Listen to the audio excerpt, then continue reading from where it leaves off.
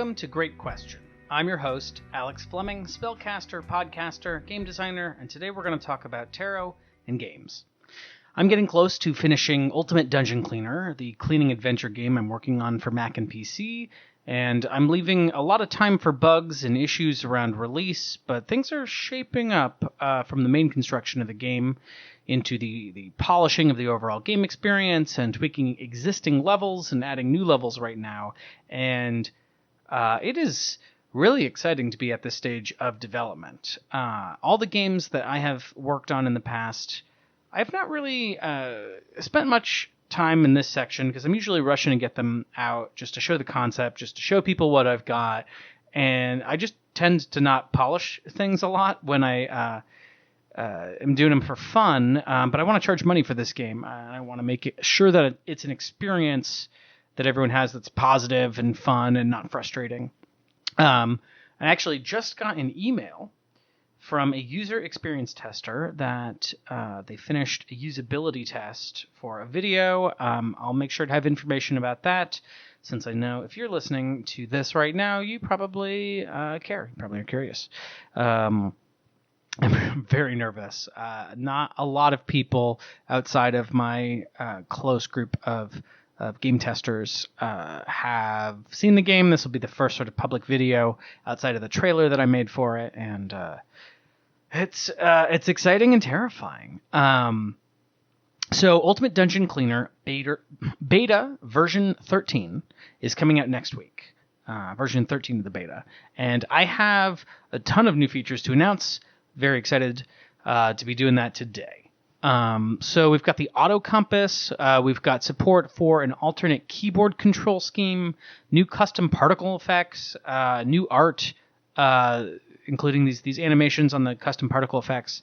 Those are the big takeaways. So levels have been tweaked. There's a whole new level stat system that displays your time for each level, as well as the best times for the particular level that you're on. No, wait, I just said that. So it used to be you only knew like your best time ever in the game, your top time and your slowest time and your fastest time. But that's not helpful as you're going through the game. You want to know how you did for that level, right? Or how you are doing compared to yourself for that level. So that took a little behind the scenes architecture stuff, really basic stuff, but I'm still this is my first Unity game. So we're growing. It's exciting, and but now it'll tell you exactly what your best time on each level was after you play it. It'll be like you played this and your best time was that. What else? I do want to make sure that I let you know that in a future version I'll also be tracking your like total time, so you can speed run the game and know, oh, I did the game in 10 minutes, 20 minutes, whatever, however long. It'll take longer than that. It'll be a little longer than that to speedrun the game, but it won't be too long. Okay. Getting back. What are the features to tell you about? The auto compass is one of the biggest things. So I wanted to add this since I was sharing Ultimate Dungeon Cleaner at Global Game Night LA from Playcrafting, which is a great organization if you don't know them. Cool community for game devs.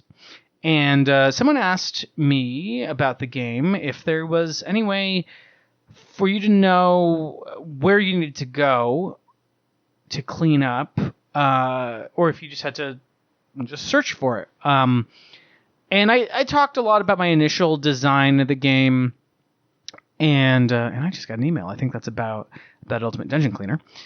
Whoops. But anyways, I kind of talked my way around this, and then I thought about it for a while, and I just thought, if people are having trouble hunting down the last piece of trash, then I should give them a little help. So I added this compass feature before in version 12 of the beta, and it's one of the objects you can get in the Lost and Found. So at the end of each level, you find something, or Grem finds something, and you can throw it away, or you can keep it in one of your three hands. And if you found the compass, then anytime that you were really far from a mess to clean up, it would point towards the closest mess. And it's useful. And I was thinking When I was asked this question, I was thinking, okay, the compass solves this, so why does there need to be anything else? And then I started testing version 12, and I mean, there's a lot of lost and found objects to find, so the chance that you get it, it's pretty low. I mean, I found it a couple times, but it's very swingy. It's up in the air, and so now I've added it so that when you get low on time, the compass appears regardless of whether or not you have the special compass item, but you get this auto compass to say, "Hey, you're low on time. Here's the closest mess." I'm thinking about maybe it should point to things that will give you more time when you're running out of time instead of the mess. The mess is what made sense with the compass before, but we'll keep marinating on that. I've added a lot of work on the background and the side areas of the game to add immersion. So there's these side areas with a spa, with a treasury, with bedrooms, the kinds of things you find in a dungeon, just to stock it. And so I've just been filling a lot of the art so you don't see blank space, so it looks like a thriving dungeon. This is supposed to be a mega dungeon, is the idea. And then these custom particle effects. So I've incorporated a lot of art and animations from Mike, who's the art designer of Ultimate Dungeon Cleaner.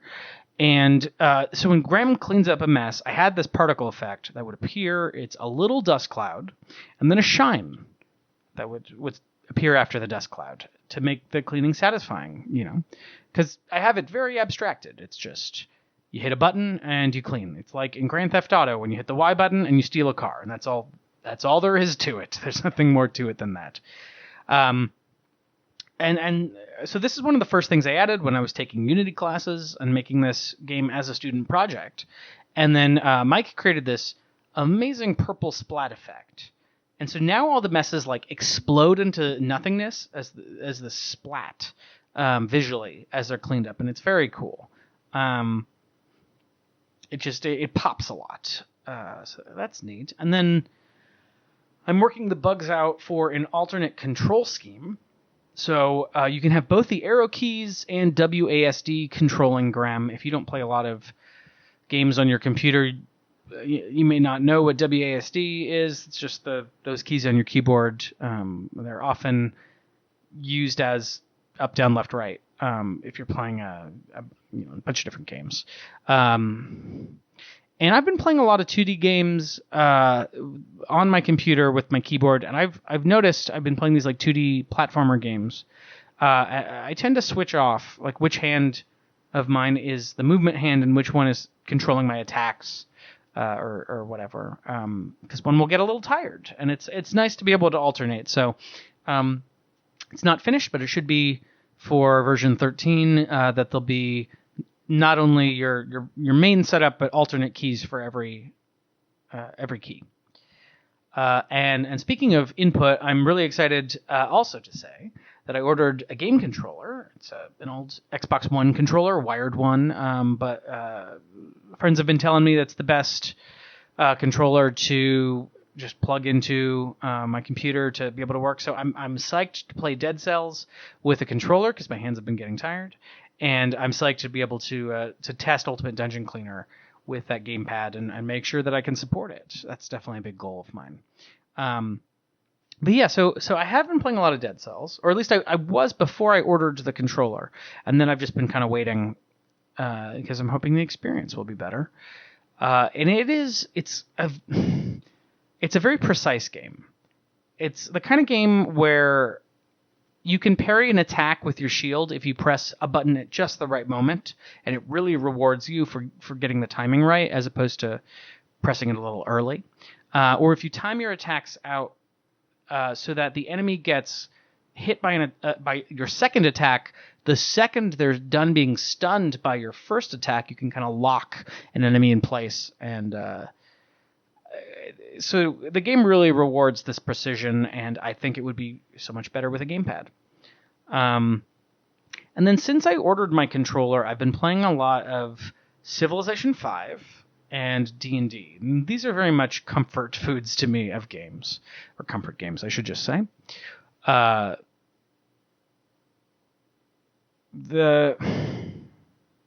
don't know. D&D.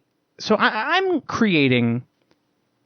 Right before I recorded this, I play tested an adventure that I'm trying to self-publish, that it's going to be available for those who pre-order Ultimate Dungeon Cleaner. If you pre-order the game, I'm going to give you my adventure for free. And the idea of this is that it's a companion piece. If you do play D&D, that would allow you to be the murder hobos or be the adventurers who are making this mess that Grem has to clean up.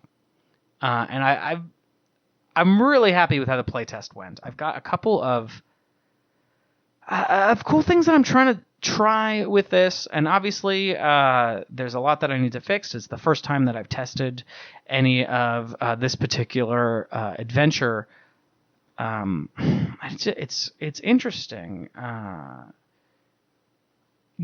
write adventures all the time for fun, but now that I'm expecting to release this, like with Ultimate Dungeon Cleaner, there's a different level of stakes. There's a different way I feel emotionally about it.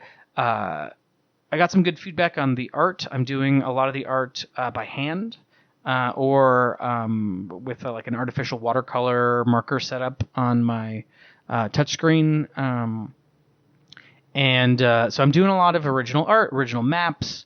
There's a faction system, so you can play this adventure as a murder hobo, or you can try and go in and have a social game and social your way through, or you can do a little of both and just focus on the exploration and like really make sure that you find every buried piece of treasure. And I've got a dynamic hook system I'm really excited about. I got to try that out today. So depending on your party composition, I definitely need to tweak it. But depending on who you've got in your party, what skills they've got, what their ability scores are, when you interact with the quest giver that gives out the adventure, they treat you differently. They talk to you differently. They give you different pieces of information that might affect how you approach the adventure. And the goal is for this so that it doesn't matter what your current campaign is like, it doesn't matter what your style is at your table, that you can take my module and you can plop it into your setting, and you can use as much of it as you want as the DM and save yourself time, and have it fit your playstyle, or just there be things that you can take and put into your game. Or if you really don't have a lot and you want to lean heavily on the setting, that there's lore, that there's descriptions, there's stuff pre-written so that you can have your session ready.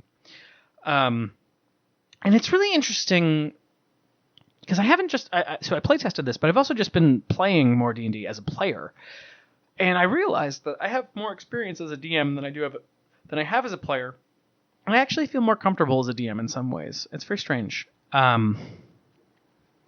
They're different skill sets, It's part of what's so funny that I don't like about being a player is having to play the same character the whole time. I think part of the appeal of DMing for me is being able to not be locked into a single thing, and that I can role play an NPC for a second, and I can focus on everyone, and you kind of fade into the background of whatever the writing is, hopefully. But so I've been playing this character, Prince Cran, and this is my cat, Milford. He's the character. He's a Tabaxi bard. He's an orange tabby. So these are like cat people and a bard. If you don't know D&D, they're like magical musicians. And he's a College of Lore, so that means I gave him some magical secrets, some spells from anyone in the game, and so I gave him Haste and Misty Step. If you don't play D&D, what this means is he's the fastest cat alive. He's so fast, and it's so much fun. I'm leaning into all these cliches that I see on Reddit and on the internet about bards, and it just works with being a cat and with being a bard. There's the bard trope about being horny and goofy. That's fun. I feel useful in combat. Having haste, I put it on the slow cleric, and all of a sudden he was way in the front and shillelaghing twice around and just like destroying. And I was like, oh yeah, I did that. So I felt really helpful to the party, and I even was able to kill a henchman with my sword. I mean, it was a good class. I'm just really enjoying this character, and I don't know. I've always played like kind of serious magic types. This is one of the first low intelligence characters I've played. So that's a fun learning experience. All right. Well, I've been going on. I gave the Ultimate Dungeon Cleaner update, talked about what I've been playing, but there's one last thing I need to do before I sign off, and that is that I need to do a tarot read. Have not really talked about tarot yet, although it's interesting because in the last episode I talked to Sam Z, my former roommate, good friend, about. He did a tarot reading for me. Sam did on the Jodorowsky Tarot, and I asked about my day, and then it kind of tied in. It actually, I'm not going to go into the details, but it was very spooky. And now, here, let me grab my cards. I'm going to use my Mythic deck because that's the deck that I use most regularly. What was I saying? That's always a thing you want to hear on a podcast. What was I saying? Well, I'm not going to edit it. Oops. Well, a card just jumped out at me. Well, I'll tell you, I already knew what I was going to ask because I pre-planned generally what I wanted to say a little bit today. It's not completely off the top of my head. And I've been thinking about money. Money is difficult, and I want my game to be successful, but I know everything that I've been hearing in interviews, it seems like as an indie, to not necessarily, you need to have the room to fail a little bit. Not saying that I want to or I should, but like you need a safety net plan. What if the game doesn't take off immediately? I need to know what to do. And so I've just been thinking about money and what I need to do in order to make sure that I have a financial base, whether it's funding for the game or another source of revenue that I can use to get me time to do the game.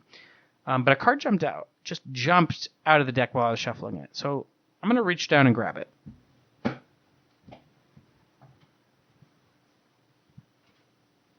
Okay. Three of Wands. Ladies and gentlemen, I think I've seen this card before. I'm thinking of Pentacles. I mean, threes, we've got an initial completion. It's interesting. I'm asking about Pentacles, and I'm getting Wands, and Wands are related to creativity. Let me consult the book. The Three of Wands. Can you hear the pages, listener? 5, 4, 3 of Wands. Jason at the city of Iolcos. I don't know Greek. Just sue me, please. No, please don't sue me. Please don't sue me. I'm going to skip to the divinatory level because we're almost out of time. On a divinatory level, the Three of Wands implies a stage of initial completion of a creative idea or project. Good foundations have been laid, enthusiasm is high, and there is a feeling of satisfaction and optimism about a future potential of the project. But there's hard work ahead and new plans which must be put into action before the full promise can be revealed. Or realized. Can be realized. All right. Well, I definitely hear this card speaking to me. I see a city in the distance. It's kind of golden colored.